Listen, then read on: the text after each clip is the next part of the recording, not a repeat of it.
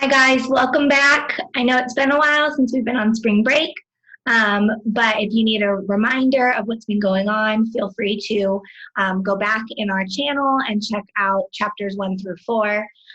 Today we are back with chapter 5 of Pax. So here we go. This is my territory.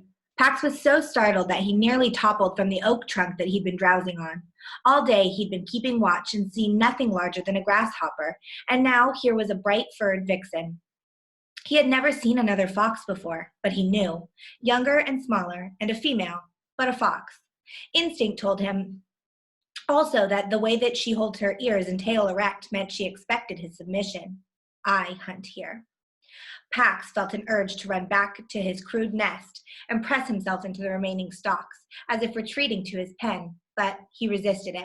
What if his boy came back and he wasn't there? He flattened his ears to show he meant no threat, but that he would not leave.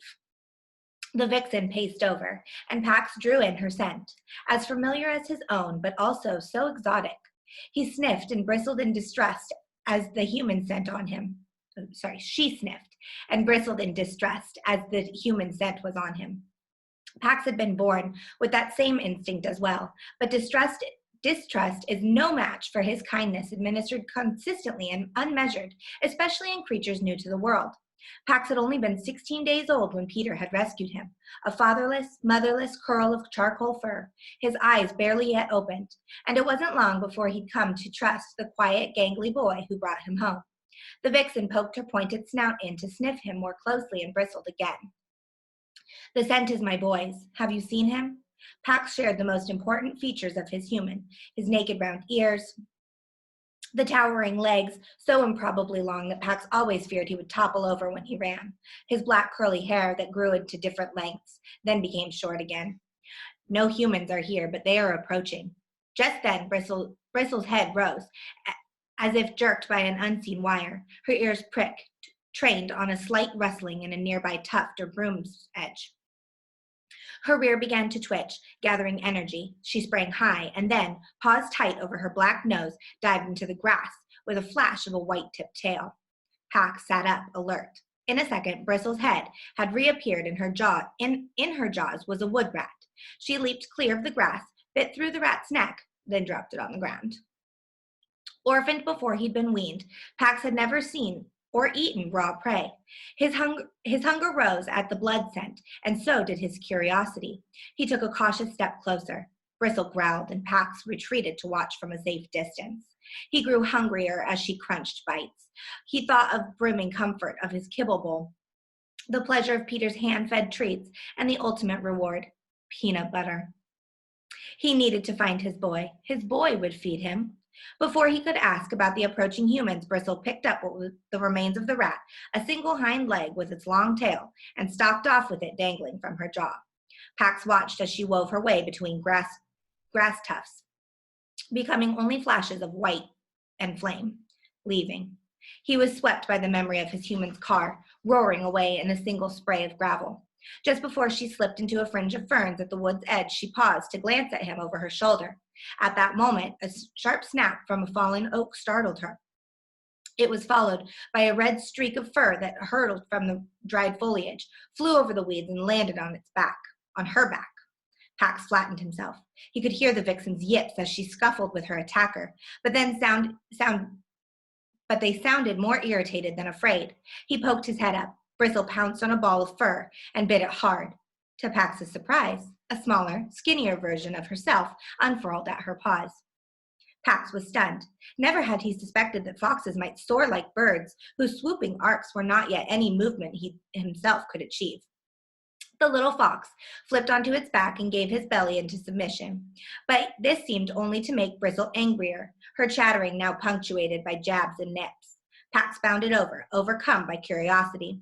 The skinny fox startled at the unfamiliar's human scent and looked over Bristle's shoulder.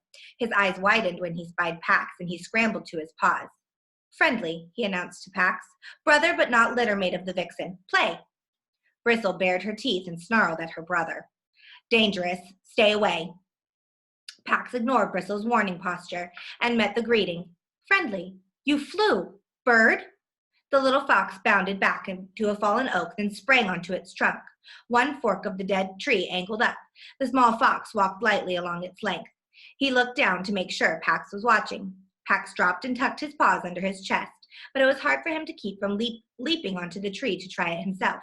He had climbed the walls of his pen, of course, but he'd never been higher than 6 feet. His brush twitched. The vixen stalked a few steps away and then dropped to the ground. She rolled onto her side to gaze directly up at her brother. Her love for him was obvious now. He was the runt. He's small, but he's tough.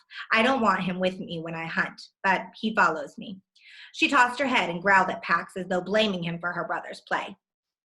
The runty little fox stepped out along the branch, tail posed for balance, then coiled himself and leaped out over the heads of the earthbound foxes. He landed in a clump of burdock beside the road and then burst out covered in burrs. He tore around in mad circles as if soaring had filled him with the excessive joy that he had spent through his legs, and then flung himself onto the ground to roll out the rest. His sister pounced on him. Too close to the road.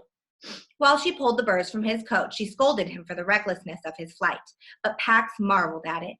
A good 5 full bounds he'd traveled without touching paws to the ground. He would try that feat himself one day.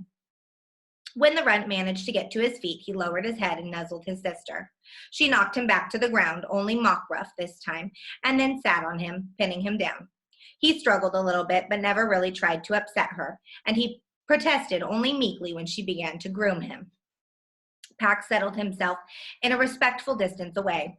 After a while, her brother, now properly subdued and her irritation spent, Bristle retrieved the morsel of rat and dropped it in front of him. She lay down and began to lick her paws, then to clean his face with them. Pax edged closer, so low that his belly brushed against the ground. The company of these 2 young foxes drew him, whether he was welcomed or not. Bristle stretched out in a patch of slanting sunlight. Her damp cheeks glistened like the pumpkin-colored wood of the table where Pax's humans ate their food, brilliant against the white of her sleek throat. Pax looked over at the runt, who was sniffing the spot where Pax had slept. His coat markings were identical, but not as vibrant. His fur was sparse and tufty in places, and his hip bones protruded in sharp angles. He reared back suddenly and pounced in mock attack. Pax watched as the runt tossed the toy soldier into the air and then penned it down, over and over. He had done the same thing as a kit. He trotted over and joined the game, and Runt welcomed him, as though they had played together since birth. Bristle got to her feet. Bring it here. Her brother ignored for a moment, but then, as if he had been judging the limits of his sister's patience, he lopped over and dropped the toy at her paws. Bristle issued a throaty rattle at her soldier. Human, leave it, home, now, she ordered her brother. Runt leaned into Pax and braced his forelegs. Bristle sprang back to nip at her brother. He stinks of the humans, remember? Pax was startled by the image she communicated to her brother. Then, a cold, howling wind, a matted pair of foxes, struggling with something that reminded Pax of his pen. Steel, but with jaws and clamps instead of bars. The steel jaws and the snowy ground were smeared with blood. Bristle tipped her head to the sky and sniffed the breeze, which carried the threat of thunderstorms from the south. Home. Runt lowered his tail and began to follow his sister, but then he turned back to Pax, inviting him to come as well. Pax hesitated.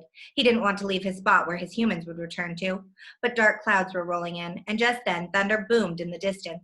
He knew his boy would not venture out in a storm. He didn't want to think of getting drenched by the side of the road, alone.